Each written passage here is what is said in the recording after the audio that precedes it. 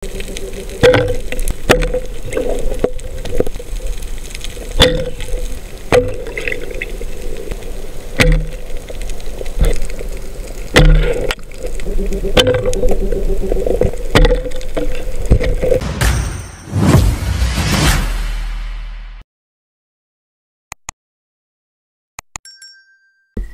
yun mga master, dito na po kami sa spot. Doon po kami mag-umpisa, papunta doon sa isang kanto. Ito po yung kasama natin, Makmak, si Nung Benji, si Marvin, Unlock TV. Paki-subscribe po ng kanyang YouTube channel, Unlock TV. Parehas po kaming baguhan dito sa YouTube. At si Nung Miyoy, yung veterano namin.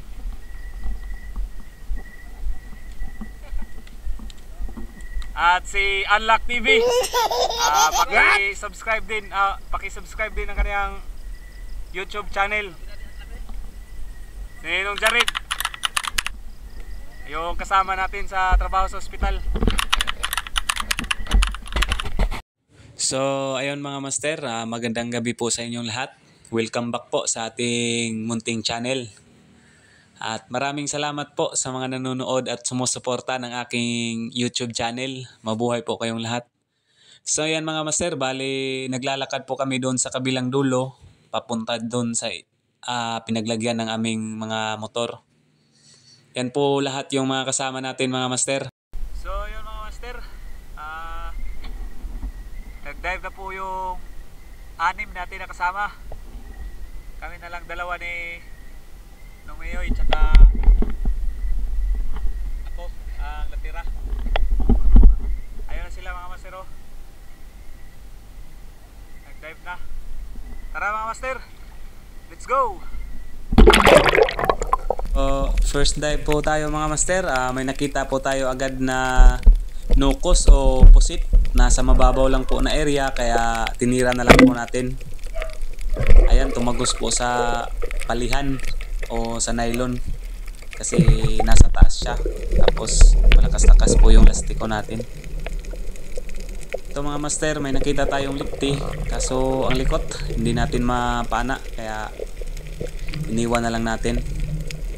Dito sa unahan mga master, may nakita tayong isang pamilya ng snapper, kaya good size po siya, kaya kunin na lang po natin. Ayan mga master, stone shot po. So baling itong dive na to mga master, panandalian lang pong dive to kasi may duty tayo 11-7, kaya mga 9 or 10 uuwi na po tayo. Mga ilang oras na dive lang po. Dito mga master, may nakita tayong isang uri ng isda din, pero hindi ko po alam kung anong pangalan nitong isdang to. Pero good size na rin po siya pang ulam mga master, kaya kinuha na rin po natin. Ayan po.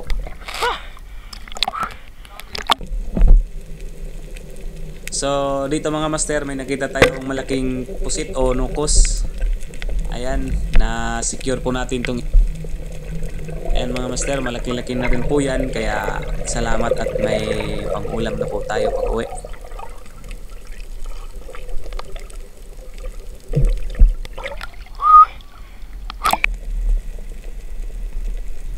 Dito sa dive natin na to mga master, may nakita tayong isang talagbago, kaso napaka sikip ng ganyang butas na pinagtataguan. Ayan o, nasa ilalim.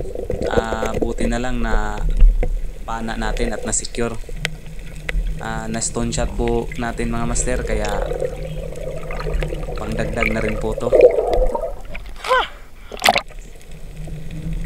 So dive ulit tayo mga master. Namangha lang ako sa isang porcupine fish na ito. Ang ganda ng kulay, yellow tsaka gray, parang color di gatas. So another dive mga master, may nakita po tayong isang red coral throat o suno. Ayan, nasa ilalim. Hindi mabidyohan natin ng maayos kasi maliit lang yung butas na pinagtataguan niya. Pero na-secure po natin itong isdang to mga master, pang dagdag na to sa pang-ulam. Ayan po.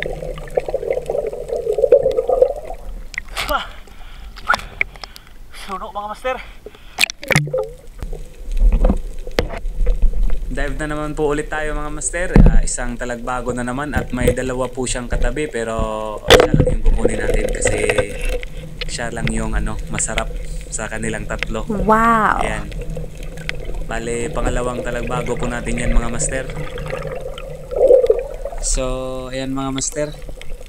Pasensya na po kayo mga master sa ating voiceover kasi Bisaya naman po talaga tayo. Hindi po tayo marunong masyado magtagalog, kaya kayo na lang po yung marunong umintindi.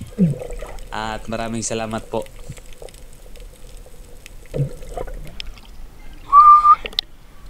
Ay! So, dive po ulit tayo mga master. May nakita tayong isang pawikan o sea turtle. Maliit pa siya. Ayan, binangga na naman po tayo. At sa pag-dive natin ulit, may nakita tayong big eye snapper. Ayan, na stone shot po natin mga master. Good size na po siya, kaya sinecure na rin po natin. Masarap na rin po to pang ulam. Sana swertehin tayo ngayong gabi mga master kasi halos puro maliliit lang yung huli natin.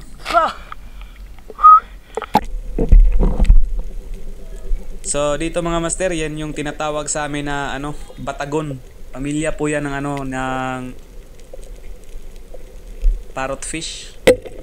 Kaya tirahin na lang po natin mga master. Hindi ko na lang po ipapakita sa inyo yung pagtira kasi napakadalang po talaga ng isda dito. At dito mga master, may nakita naman po tayong parrot fish o uhawon. Kunin na lang po rin natin yan. Hindi ko na lang po ipapakita sa inyo yung pagtira. At dito mga master, isang labungan o spotted snapper. Ayun, na stone shot po natin. Good size na po yan mga master. Hindi po tayo pumapana ng hindi pa good size kasi sayang naman yung isda. So dito sa dive natin na to mga master, may nakita tayong kaban-kaban na lalaki. Ayan yung sungay niya, 4, 2 sa likod, 2 sa harap. So dinakma ko mga master, ang dali lang pala niyang hulihin, tapos pinakawalan ko rin kasi maliit pa. Dito sa dive natin na to mga master, may nakita akong black and white na isda. Hindi ko po alam kung anong pangalan nito, kaya tinira ko na lang po kasi malaki-laki na rin po. Ayan po siya mga master. Napakaganda po yung kulay niya. So dive po ulit tayo mga master. May nakita tayong unicorn fish o banggisan dito sa amin. Masarap po ito pang ihaw at saka pang paksiw. Kaya sinicure na rin po natin itong isdang to. Pangdagdag na rin po to.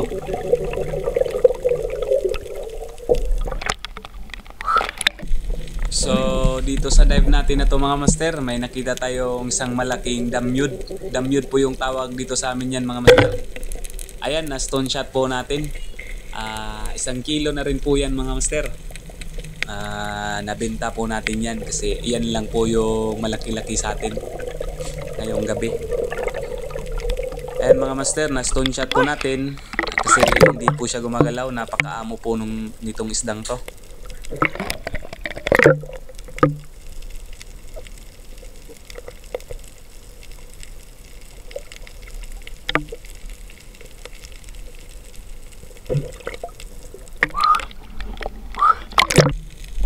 So, ayun mga master, another dive na naman po tayo.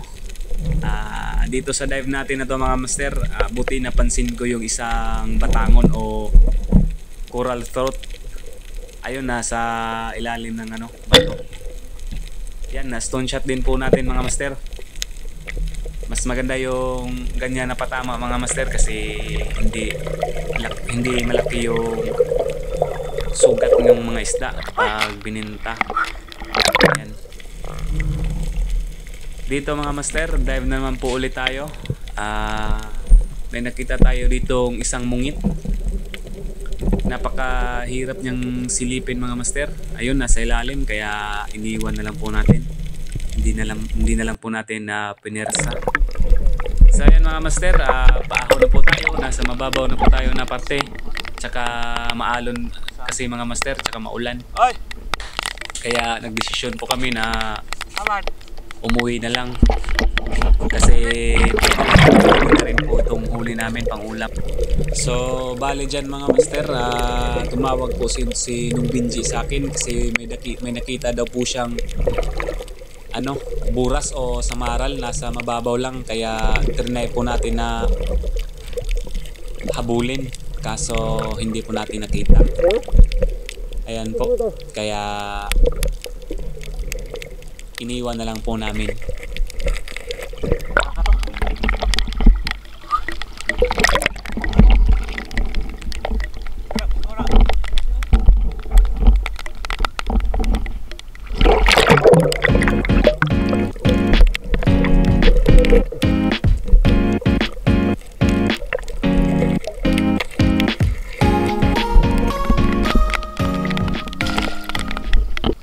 So ayan mga master, pauwi na po tayo, pabalik na po tayo doon sa pinaglagyan ng ating motor.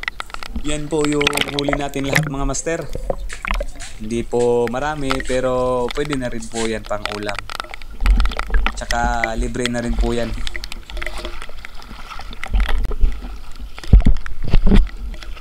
Ayun mga master, umahon na po kami. Ito po yung huli ni Nung Binji. Isang kubutan. Tsaka crocodile fish. Tsaka may isang buras.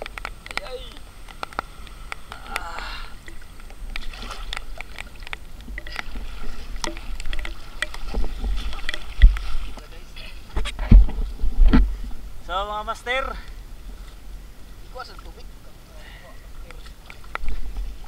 po yung huli natin mga master. Balik pa tayo na. Isang big dot, isang sa maliit na batangon, nukos,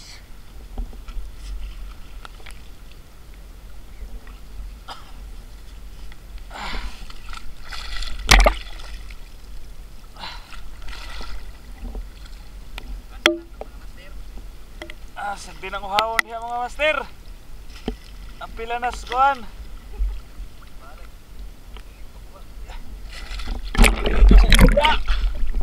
Tumakmak.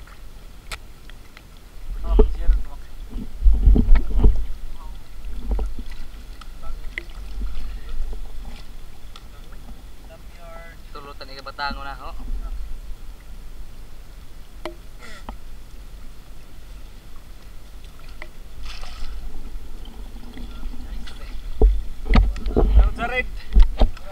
Ganun Jared guys.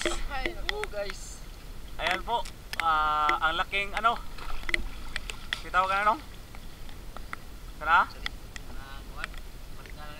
Batangan. Dangan. Ang makmak. Laki ng Binji.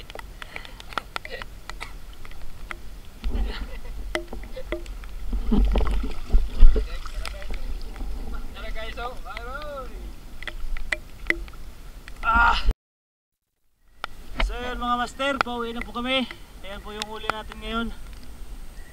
Meron tayong isang malaking big dot o red coral trout at saka damyod sa amin,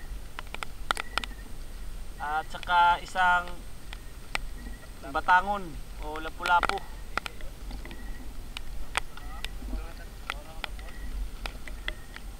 Benta tamak. Anong?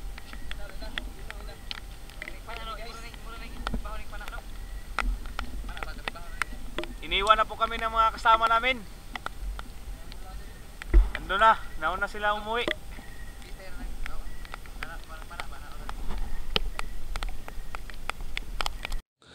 So ayan mga master, nakauwi na po tayo sa bahay. Yan po yung huli natin lahat. Hindi po masyadong marami at okay lang po yun kasi ganyan na lang naman po talaga yung pamana.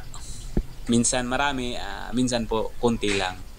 At saka maiksing dive lang po to mga master, mga 2 oras lang po tong dive namin. So ayan mga master, maraming salamat po sa panonood at kung nagustuhan nyo po ang aking video, paki-like, share and subscribe naman po ng aking YouTube channel Bisayang Kano TV at paki-click na rin po yung notification bell para lagi kayong updated sa ating ginagawa gaya nito.